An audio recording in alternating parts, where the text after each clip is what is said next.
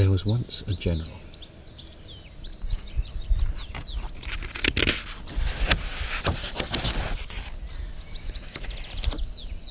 His name was General Jodhpur. He wanted to be the most famous general in the world and to have his army admired by generals from all the other countries. And so he kept his soldiers busy, cleaning their weapons, pressing their uniforms, and polishing their badges and boots. Every morning very early, as soon as the sun was up, the soldiers had to be out on the parade grounds, smartly dressed, ready to practice marching.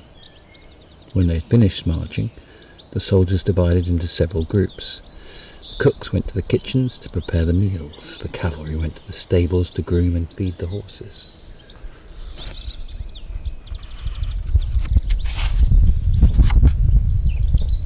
The other soldiers went to the rifle range to practice shooting, and the officers made sure that the men did their jobs correctly.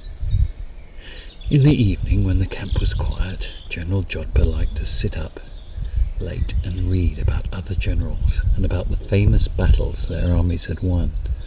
How he longed for the day when he and his army would be so famous that a book would be written about them.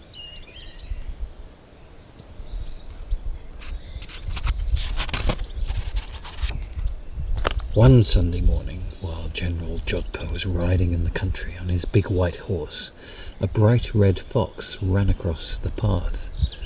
The horse was so frightened that it reared up, threw the general to the ground, and galloped off into the forest.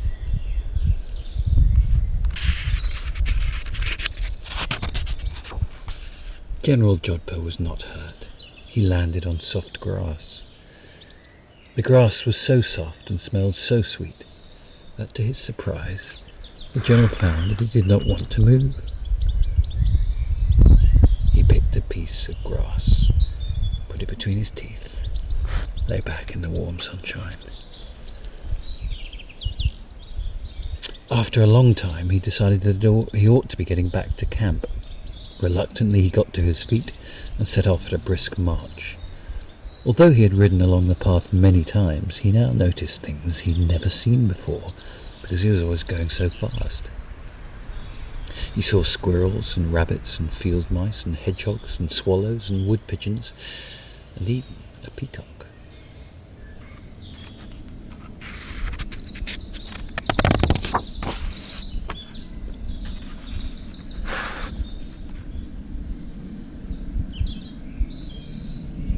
He heard the birds singing all at once. He heard the birds singing.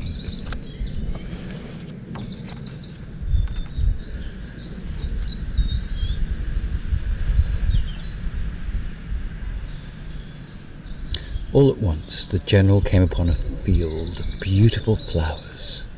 Never had he seen such a wonderful sight.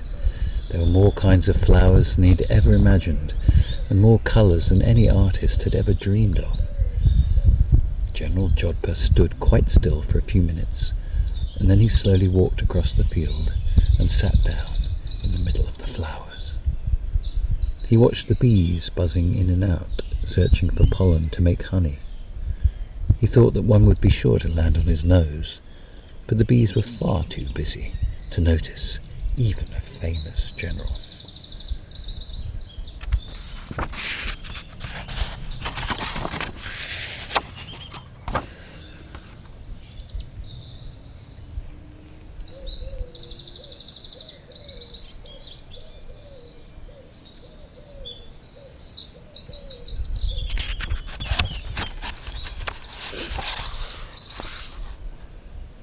He watched the flowers and the bees for a long time. How peaceful it was. Why had he never noticed these things before? When at length he got up, he was dismayed to see that he had been sitting on some of the flowers. They looked sad and droopy. He did not want to leave the flowers, but he had to get back to his soldiers. He decided to pick 2 flowers.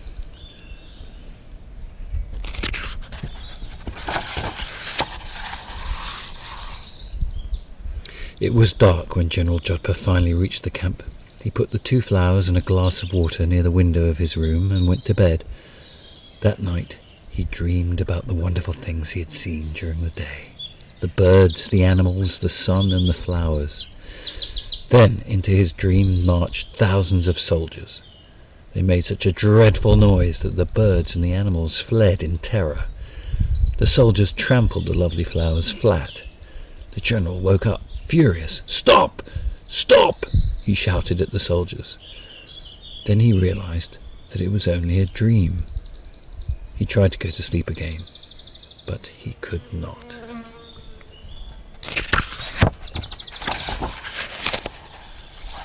He knew that his soldiers must have marched over thousands of beautiful flowers and frightened small animals many times. "I will never harm or frighten anything again," he said. "I will try to help the animals and tend the flowers and plants and all other things that grow." In the morning, he told his soldiers that he wanted them to leave the army and return to their homes and jobs, and to help him make their country the most beautiful in the world. Everyone was so happy, but nobody was more happy than General Jodhpur.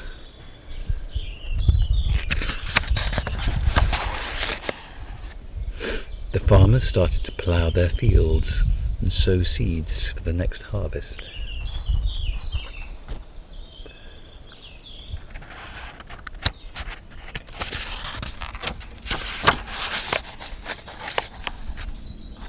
The fishermen took their nets and went out to sea.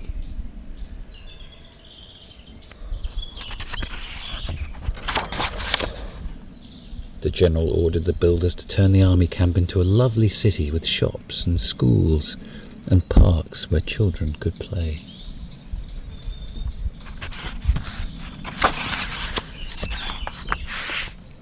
General Jodhpur was very excited by all that was happening. When he visited his men to see how their work was progressing, and he did this every day, they were glad to see him. Each day he also went to the place where he had first seen the flowers.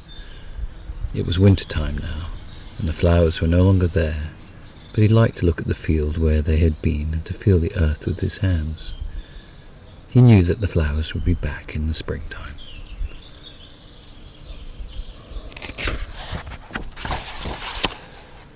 At last winter was gone. The flowers returned to the countryside. New green leaves appeared on the trees. The seeds which the farmers had sown began to thrust their shoots through the soil. The corn grew tall and green. Fruit ripened in the orchards. Every morning the fishermen sang as they took their boats out on the shining sea.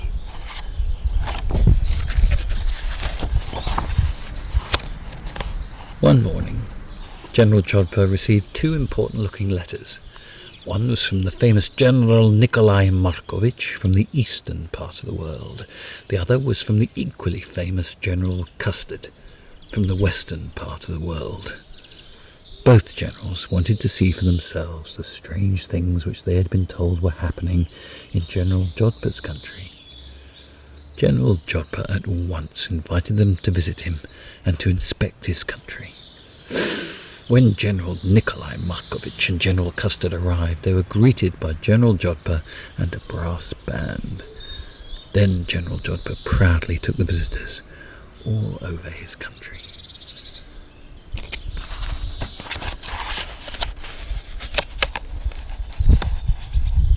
He showed them the orchards and forests, the fields full of vegetables and grain, the fine city with its parks and playgrounds. The visiting general saw that the people regarded all the animals as friends and never frightened or chased them. Finally, General Jodhpur took them to the place where he had first seen the flowers.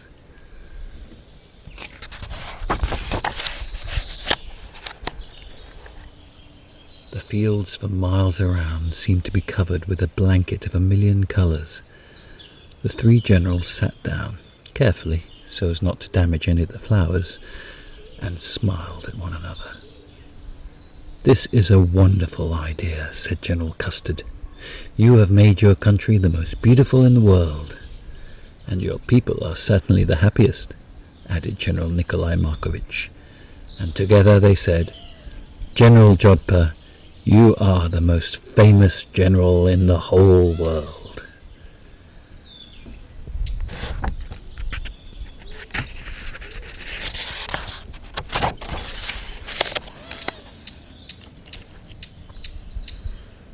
And the most famous general in the whole world lay back among the flowers and smiled at the sun.